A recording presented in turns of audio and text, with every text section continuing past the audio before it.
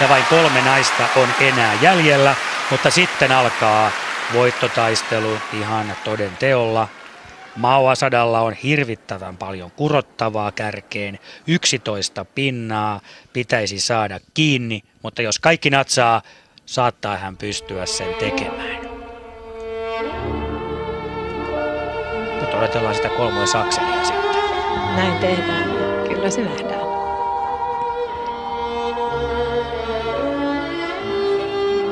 Tässä ihan ohjelman aluksi.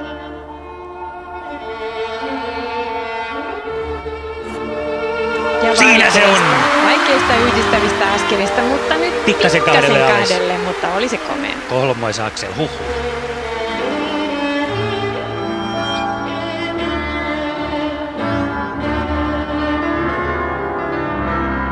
Ja sitten hän tekee toisen yhdistelmään.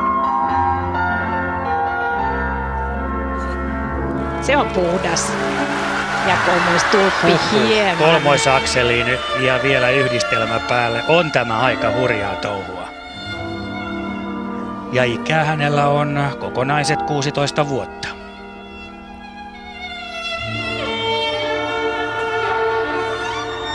Mao Asada ei erehdy kolmoislutsi kolmoisritti yhdistelmässään ja nyt on pisteitä kasassa aika lailla. Juna Kim saa jännittää ihan tosissaan, kuinka tässä käy, jos sama tahti jatkuu loppuun asti, mutta ohjelma on vielä paljon jäljellä. Nyt ei ennustella, että kuinka tässä tulee käymään.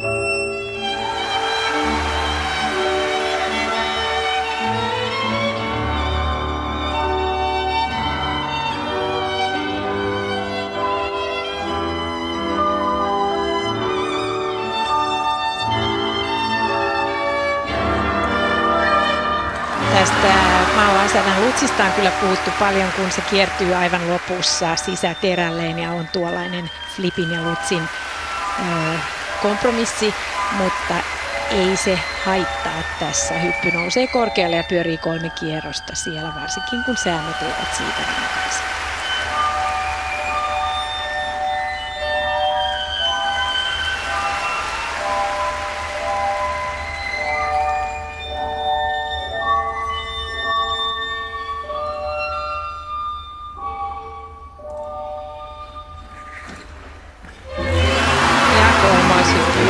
Jatkuu kolmoisflippi.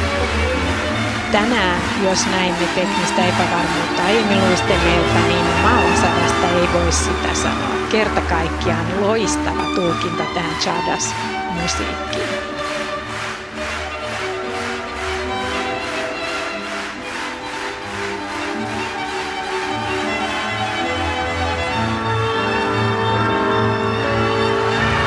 Ja Lutz, kaksoisritti vielä tuonne viimeiselle minuutille, mikä tarkoittaa lisäkredittiä pisteissä. Piruettien taso aivan vaikeinta mahdollista tänäänkin.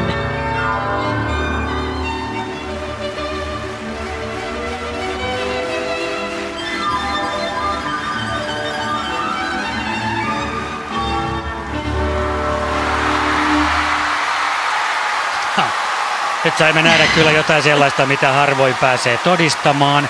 2 kolmoisakselia naisten vapaa-ohjelmaan, toinen yhdistelmään ja vaikka toinen hiukan 2 alas, niin ei se todellakaan haittaa. Ja tämä näyttäisi olevan sitten liikutuksen hetki kotiyleisön edessä. Aivan huikea vapaa-ohjelma, jolla Mao Asada nousee nyt kyllä todella taistelemaan maailmanmestaruudesta. Saattaa jopa sen ottaa, vaikkakin tarvitsee lähes ennätyspisteensä, mutta huikea suoritus. Kyllä tämä liikutuksen tunne välittyy tänne selostamoon saakka. Täytyy myötäelää tuo ilon tunne, joka tällä hetkellä täyttää paitsi Mao Asadan itsensä, niin myös varmasti kaikki katsojat ja meidät täällä.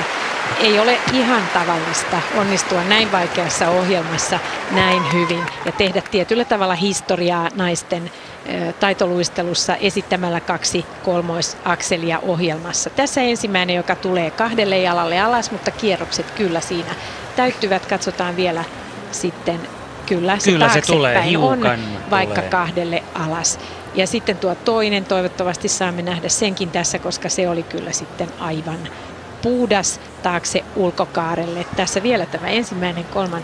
kerran. Tuo toinenhan oli yhdistelmässä. Tässä sitten tuo Lutz, joka kiertyy kyllä ponnistuskaareltaan taakse sisäterälle ja siitä hän kritiikkiä saa. Minusta se kritiikki ei ole nyt aiheellinen tänään, koska tällaisen onnistumisen jälkeen on paljon muita asioita, joista voimme iloita. Kyllä. Kuin tuijotella yhtä pientä heikkoutta tämän loistavan nuoren esityksen edessä. Aivan mahtavaa. Ja tuo musiikin tulkinta hänellä perustuu tuohon liikkeeseen ja tekniikkaan. Siinä hän on urheilullinen ja erittäin tarkka. Hän ei luovuta missään vaiheessa rytmistä eikä temposta. Aivan mahtava urheilija. Rafael Artunjan on hänen valmentajansa. Mao Asada ja Juna Kim ovat ottaneet yhteen jo junnutasolla ja nyt ratkaistaan jo ehkä maailmanmestaruutta. The technical score, please. 69. Tarvitsee 124 pistettä ja nehän tulevat heittämällä. Tästä tulee aivan huikeat pisteet. Asada lyö pöytään nyt sellaiset luvut, että oksat pois. Sieltä tulee yli 8. Esittämisestä 8-18, mikä on suorastaan harvinaista. 133,13 ja yhteispisteet 194,45, lähes 10 pisteellä kärkeen.